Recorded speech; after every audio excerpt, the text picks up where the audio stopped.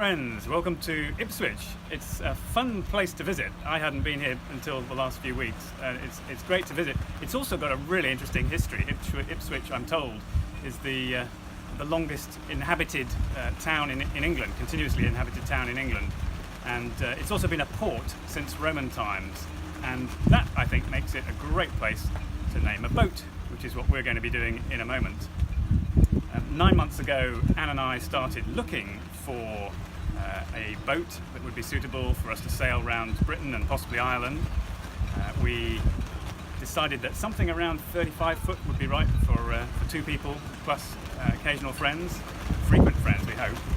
And so we looked at quite a number of Halbergrassi 34s, nice Scandinavian boats, beautifully built boats. We also briefly looked at a radically innovative, lightweight, small lifting centreboard, fully electric boat built in Ireland, and just thought that might be a little bit bouncy at times. And then I was searching the internet and we discovered this.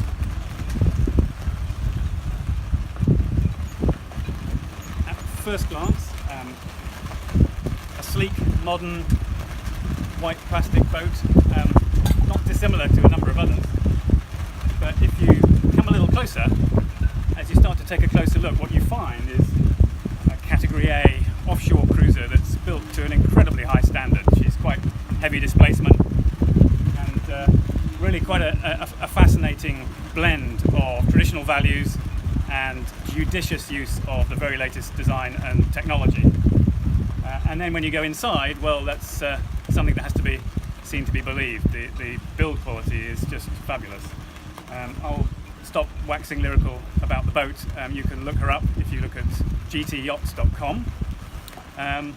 But I think that all that remains is to say thank you to a few people and then give her a name. Thanks, I think, are first of all due to our families for their encouragement and support as we've got the courage up to do this. Lots of good experiences sailing over many years. But when it comes to this boat, the first thanks needs to go to Conrad Coburn, whose vision it was. He's the creator of GT Yachts.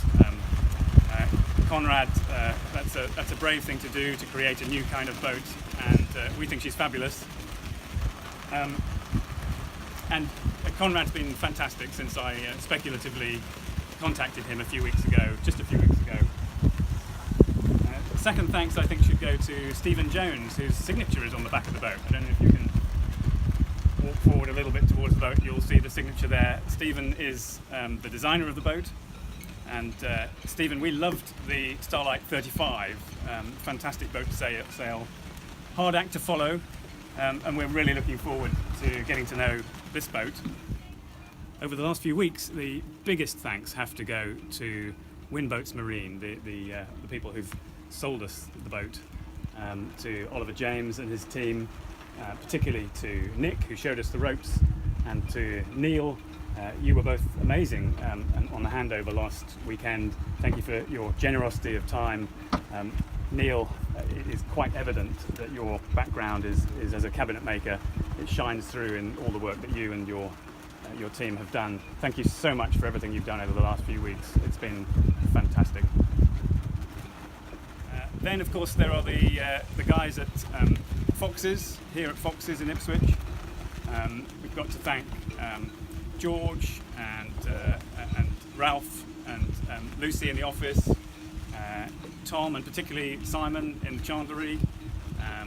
Nearby there's Peter and Joanne, who've been responsible for the name that you're about to see, plus our friend Jules, who did the actual graphic design.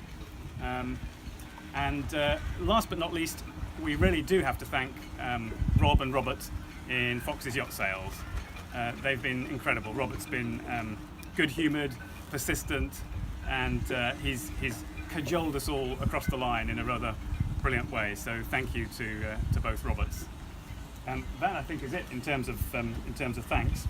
It's time for us to name a boat. Anne is going to do that. So if you can just move position. Let's give her a name. We like short names.